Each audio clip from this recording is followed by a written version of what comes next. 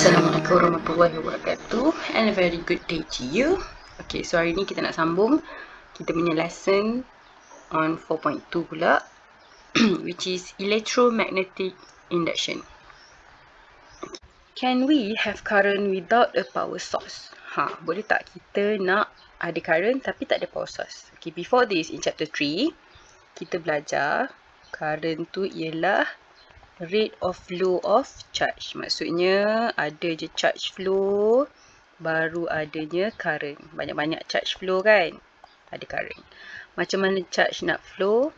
Kita kena supply energy, barulah charge boleh flow. So untuk supply energy, kalau in chapter 3 kita bagi di voltage or EMF, depends lah kan.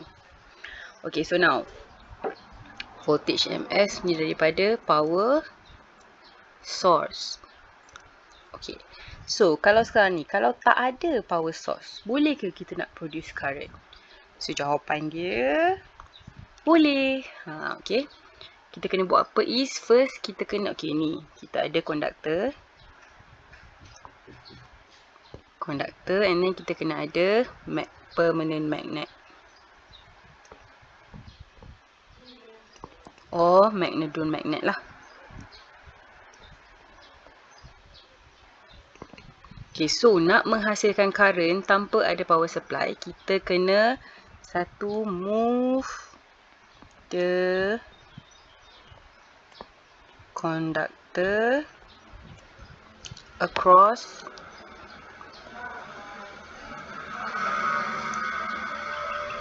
magnetic flux or magnetic field. Tak kisah nak panggil flux boleh, nak panggil field boleh. So kita akan move the conductor across magnetic flux. So apa yang jadi bila kita move conductor, kita akan cut the magnetic flux. Sebab kita move across it. Kita move apa nak cakap, saya je across macam tu, salah je. A-C-R-O-S-S. So kita akan move across magnetic flux ataupun perpendicular to the magnetic flux.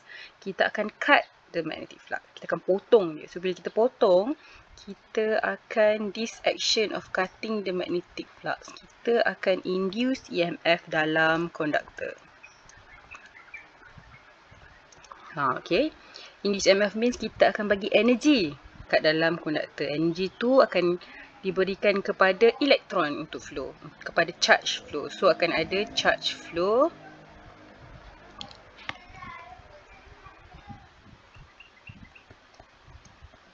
daripada sinilah akan terhasilnya kita panggil induce current. Okay, dia bukan current biasa, nama dia induce current sebab EMF dia datang daripada induce EMF. So dia adalah sejenis induce current. Bila ada movement of charge, kita akan ada current. So bolehlah kita hasilkan current tanpa ada power supply. Cara dia, move the conductor across the magnetic flux or magnetic field, which means kita cut the magnetic flux. This cutting of magnetic flux akan induce EMF dalam conductor. Induce EMF lah akan menyebabkan charge boleh flow and akhir sekali dapatlah current. Okay, tapi tak boleh guna perkataan current biasa. Ni kena guna perkataan induce sebab EMF kita pun kita create. Kalau power source tadi, kita memang dapat terus daripada power source. Kita tak create dia. So bila kita create, nama dia induce EMF and also induce current. Inilah bendanya yang dinamakan electromagnetic induction. Kita nak induce current dalam sesuatu conductor. Okay, so here ada dua cara untuk kita produce induce EMF, also induce current lah. So cara yang pertama ialah eksperimen ni. Okay, so first kita buat apa? Kita connect this galvanometer. Okay, so galvanometer, this is first time saya tak jumpa apa itu galvanometer. Galvanometer, dia punya function is to detect the presence of current. Okay. Kalau ada current flow je dalam this circuit, dia punya needle akan deflect. Tak kisahlah ke kiri atau ke kanan, depends on direction of current yang akan produce lah.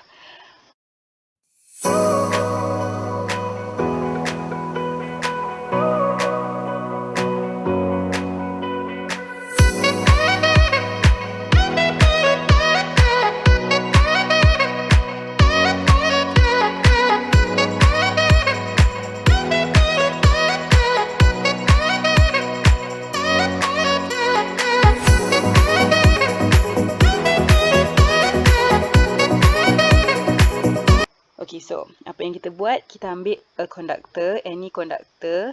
Kalau in this case, dia guna copper rod. So, any conductor, connectkan dengan wire, connectkan dekat galvanometer and also letakkan dia dalam magnetic field. Okay. So, electromagnet, of course lah kita ada parallel and constant magnetic field. Okay, magnetic field, ni dia punya simbol lah. Boleh je tulis magnetic field or flux. So, apa yang kita kena buat? Kita kena movekan the conductor. Move across. So, kita akan movekan this conductor across the magnetic field.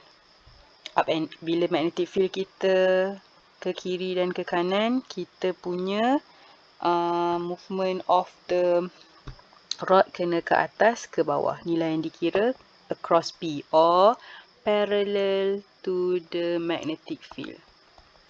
Parallel pula, sorry. Perpendicular to the magnetic field. Perpendicular to the magnetic field. Okay. B tu magnetic field lah. Yang pening pula kalau saya tulis B. Malah nak tulis panjang, saya tulis B je lah. Okay, so the discussion dia tanya, what causes the deflection of galvanometer pointer? So, saya dah cakap tadi, bila ada je presence of current, kita punya needle akan deflected. So, for that discussion, jawapan dia, the movement of conductor across the magnetic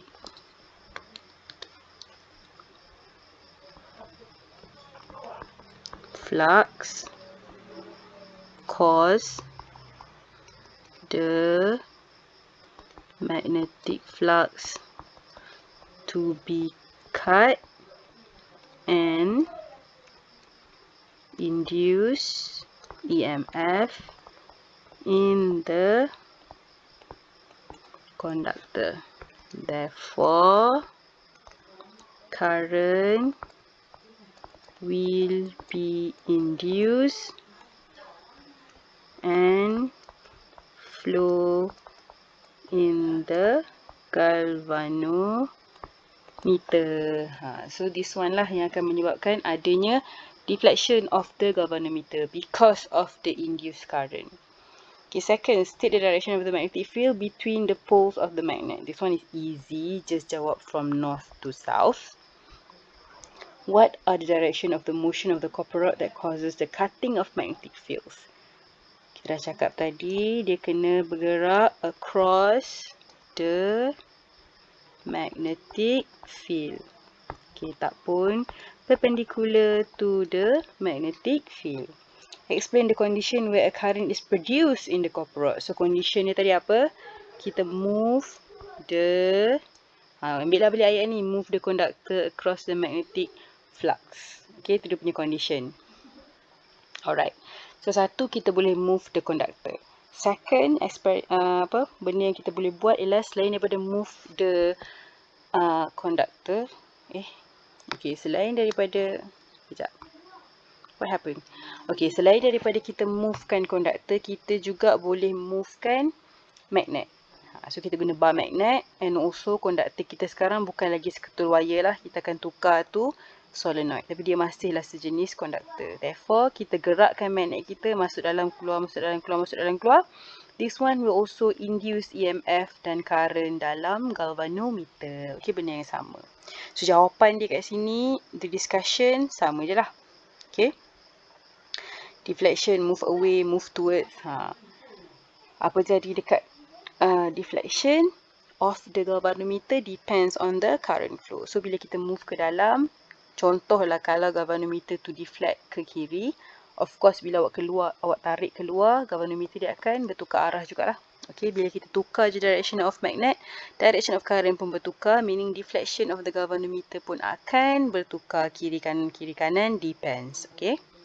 Ni just teori. Okay, kita tak masuk lagi macam nak cari direction and what not, kejap lagi kita masuk. So, ni sama ada kita gerakkan konduktor, gerakkan the wire, or kita gerakkan the magnet itself. Both boleh induce current dalam circuit. Both akan menghasilkan deflection in the galvanometer. Okay, ingat deflection of galvanometer always opposite. Dia bukan opposite, dia punya deflection terbalik dengan current. Current flow ke sana, deflection dia ke sana. Okay, kalau current flow ke sini, deflection ke sana. Okay, so electromagnetic induction in general ialah apa? Dia punya definition, production of an induced EMF in a conductor where there is relative motion between the conductor and the magnetic field, or when the conductor is in a changing magnetic field. Okay, yang first one ni, bila kita move the conductor,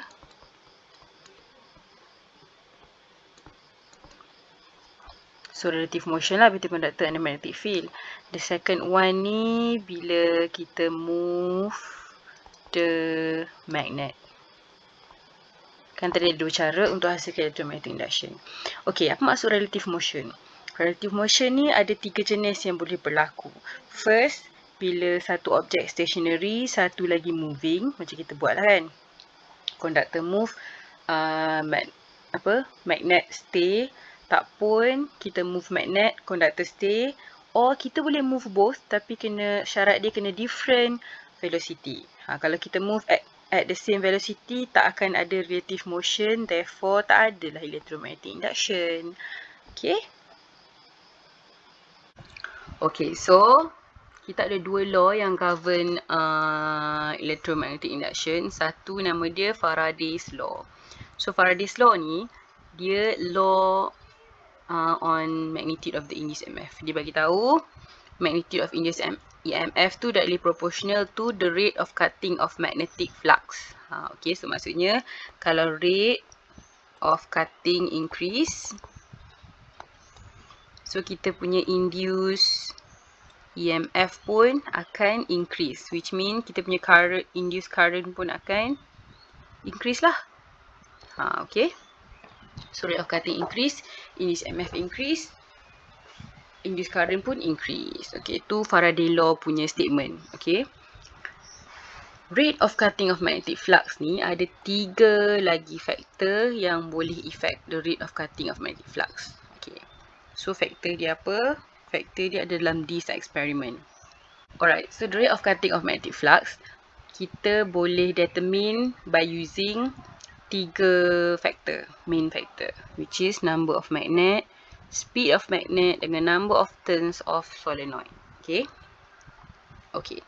So kalau lagi banyak number of magnet yang kita letak, okay, instead of kita letak 2, awak rasa lagi banyak ke lagi sikit cutting of magnetic flux? Mesti lagi banyak. Sebab apa? Bila ada 2 bar magnet, maksudnya kita ada lagi more magnetic flux untuk kita cut. Okay, once kita masukkan dia dalam solenoid, keluar masuk, so ni changing magnetic flux dia akan jadi more. Okay, so bila more changing of magnetic flux, induced EMF pun akan jadi more juga. Speed of magnet, lagi laju kita masukkan dalam dalam solenoid ni, lagi lajulah berlaku changing of magnetic flux, so induced EMF pun akan jadi lagi high. Okay, so the higher the speed,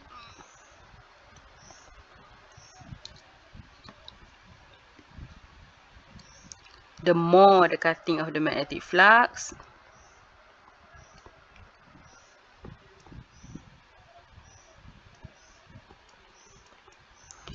the more the induced EMF. Okay. Number of turns of solenoid pun sama. Lagi banyak kita punya solenoid kita punya number of turns of solenoid, maksudnya lagi banyak wire yang dekat situ. So lagi banyaklah berlakunya cutting of magnetic flux. Okay, tak pun lagi banyaklah berlakunya changing of magnetic flux. Okay. So factors affecting, which factor studied when the bulb magnet is pushed at different speed? Of course lah, kita kaji speed. Which factor is studied when the number of magnet push? Yang ni kita kaji strength of magnetic field. Lagi banyak number of magnet meaning lagi stronger our magnetic field.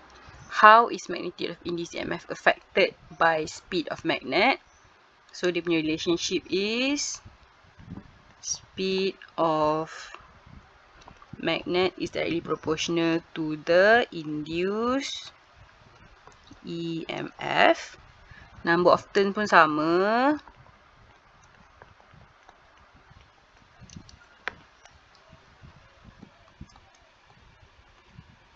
Directly proportional to the induced EMF, meaning lagi tinggi kita punya number of turns, lagi banyak kita punya induced EMF. Strength pun sama, lagi stronger, lagi banyaklah induced EMF. Okay. Okay, so tu tadi Faraday law. Faraday law dia cakap pasal factors affecting sebenarnya. Factors affecting the magnitude of induced EMF produced. Okay, untuk Lenz's law dia cakap pasal direction. Okay, direction, arah mana current nak flow bila kita ada magnet yang move in the solenoid. So dia punya statement is induced current produced, okay, always flow in direction that opposes the change of magnetic flux that causes it. Apa maksud dia ni? Okay, maksud dia kita tengok sini. Statement awak kena hafal. Tapi walaupun awak tak faham statement kena hafal, yes, untuk dalam exam sebab semua definition kena ikut buku teks. Okay, so tadi Lenz's law, ingat dia cakap pasal direction. So dia kata direction of current, induced current akan always oppose direction of the magnetic field ataupun direction of changing magnetic field. Okay, so biru ni selalunya kita letak as north pole, merah ni kita letak as south pole. So kita akan movement tu kita buat. Remember, movement tu kita bagi, yang kita nak determine ialah direction of current. Okay, so in case lah movement yang kita akan buat, satu towards, satu away. Okay, so sama ada nak masuk dalam solenoid ke ataupun nak keluar daripada solenoid. Alright, now okay, so contohlah sekarang ni kita ada motion. Bila kita nak masukkan kita nak masukkan kita punya magnet dalam solenoid. Okay, according to Lenz's law, dia tak nak, dia akan oppose the motion, right? So remember dalam 4.1, solenoid yang ada current akan also ada dia punya magnetic field around the wire. Tapi untuk solenoid kita akan ada also north and south pole. So macam mana nak cari north or south pole? Kalau dalam 4.1 kita akan guna this one, nama dia of course lah right hand grip rule. Okay, kita akan grip the solenoid. Kita tahulah ke mana. Okay, untuk 4.1 kita dah tahu direction of current. So jadi kita punya lagi for this finger ni kita akan ikut direction of current, and kita punya ibu jari akan tunjuk direction of north all the time. Okay, ni right hand grip rule bila kita dah ada current. Okay, sekarang untuk 4.2 kita tak ada current. Kita nak tahu direction of current. Tapi mengikut kata Lenz's law, kita boleh cari field dulu. Okay, ingat kita boleh cari field. Daripada field baru kita akan tentukan direction of current in the solenoid. Okay, so kembali kepada kita punya problem tadi. Problem ni. Alright, now dia kata direction of current akan always oppose the direction of the changing of magnetic flux. So sekarang ni magnetic flux kita nak masuk. Dia oppose, maksudnya dia tak bagilah, dia akan tolak keluar.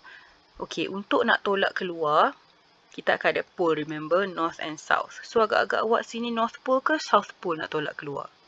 Okay, bila nak tolak maksudnya kita akan ada repelling force kat sini. Okay, kat tengah-tengah ni. So, untuk nak ada repelling force, pole kat sini kenalah sama dengan pole kat sini. Therefore, kalau this one is north, dia pun akan jadi north pole. So, this one pun akan jadi south pole. And then, gunalah kita punya right hand grip rule untuk cari direction of motion by awak punya thumb tu kena pointed ke arah north dulu. Macam ni kan. Thumb pointed ke arah north dulu, barulah kita boleh cari direction of current. So, bila thumb pointed ke arah north, kita nampaklah kita punya finger akan curl upwards. Jadi, direction of current kita ke atas. So, ke sana, ke sana. Remember, galvanometer bila direction of current ke sana, dia akan deflect ke kanan. Okay, direction of current ke kiri, deflection dia akan ke kanan. Inilah cara untuk cari direction of current guna Lenz's law punya rule. Okay. Alright, now kita try yang lain pula. Okay, so apa jadi pula kalau pole yang sama, saya tak nak ubah pole. Sekarang ni saya nak ubah dia punya movement pula. Tadi kita nak masuk dalam, sekarang kita nak keluar. Kita dah kat dalam solenoid, kita nak keluar. Okay, sama je north pole and south pole dia. Biru north pole, merah south pole, kita nak keluar. So, apa dia akan buat? Dia oppose the motion. Dia tak akan bagi keluar. Dia akan tarik masuk. So, bila nak tarik masuk, kat sini kena ada attraction force. Jadinya, untuk attract the north, of course lah, dia punya pole kena jadi south pole here. So, north pole here. Use your right hand grip rule untuk cari direction of the current. So, kita akan mendapati bahawa bila thumb pointed to this direction, awak punya jari-jari lagi 4 tu akan curl downwards. Okay, dia akan curl downwards. Jadinya ni dah direction of current kita.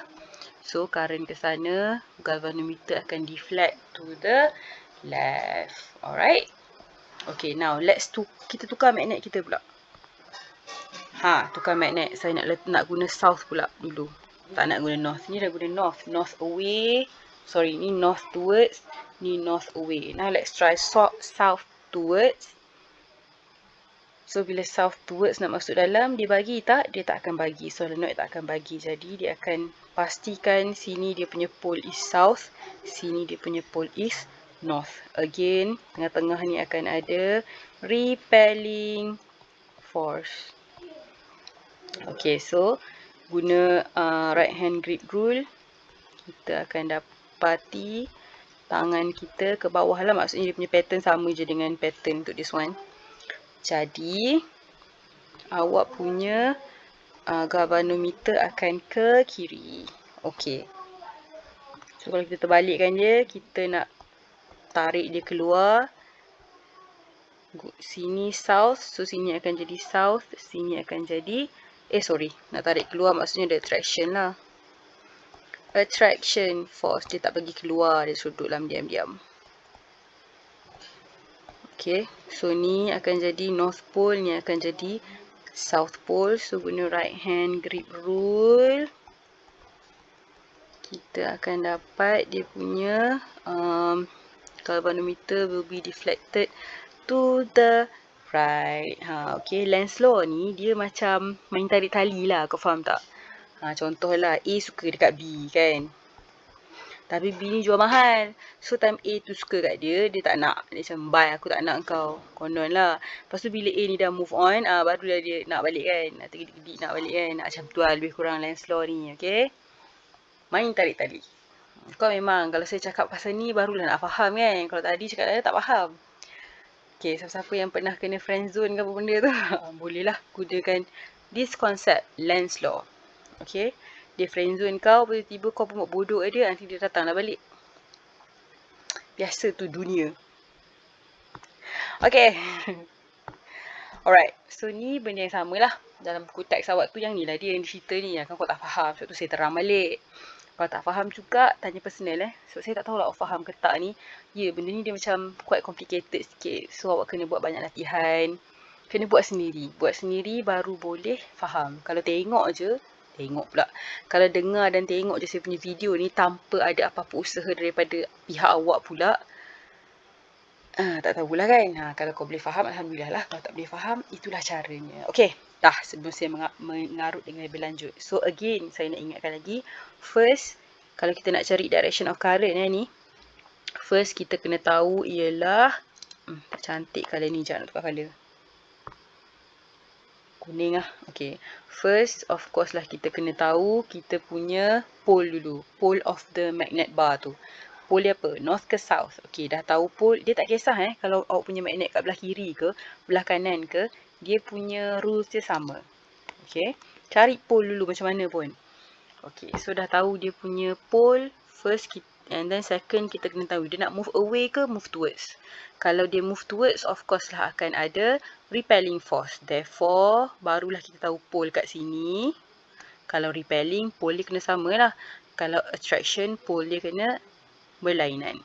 And then, step keempat, kita akan gunakan right hand grip rule untuk cari direction of current. And last but not least, step kelima, barulah cari direction of galvanometer. Okay. So, tak kisah. Dia letaklah magnet tu kat mana pun, awak akan boleh jawab. As long as awak ikut saya punya ajaran ni. Ajaran tau. Ikutlah ni. 1 apa, 2, 3, 4, 5 ni. Okay. Okay, now. Dalam electromagnetic induction, awak akan jumpa satu rule. Okay, sebelum tu kita recall balik apa yang kita dah belajar in 4.1. Okay, untuk motor, kita nak cari direction of forces semua benda tu, kita guna Fleming left hand rule kan. So, this one is motor. Tapi dalam electromagnetic induction, kita akan guna Fleming right hand rule. Okay, motor kita guna left hand. Apa nama benda ni? Induction kita guna right hand grip rule. Okay, so kita dengar dulu pakcik ni nak sembang. Sekejap, mana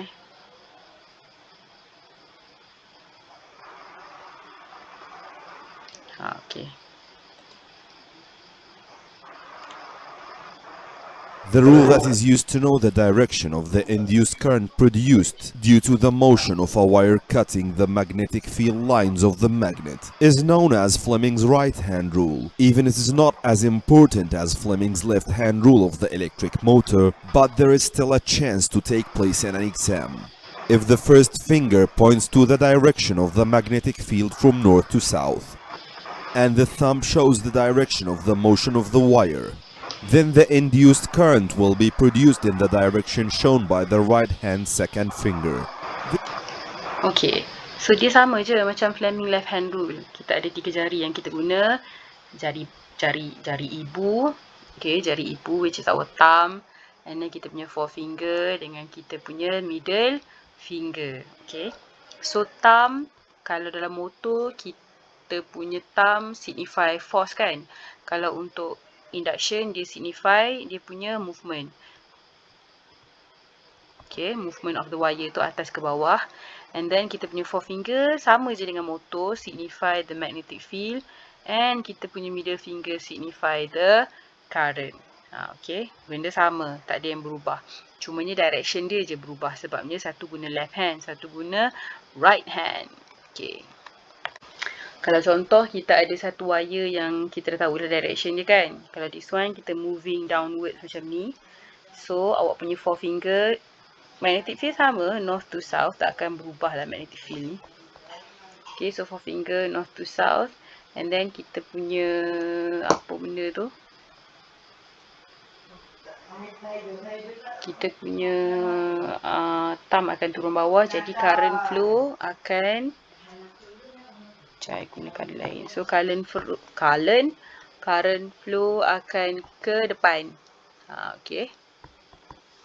Tu je lah cara nak determine the direction of current flow untuk electromagnetic induction. Allah, tak menarik guna colour kuning ni. Electromagnetic induction. Beza dengan motor terbalik je. Motor guna tangan kanan. Motor guna tangan kiri. Electromagnetic induction guna tangan kanan. Okay. Okay. That's all for part 1. Kita jumpa lagi dalam part 2. Okay, bye.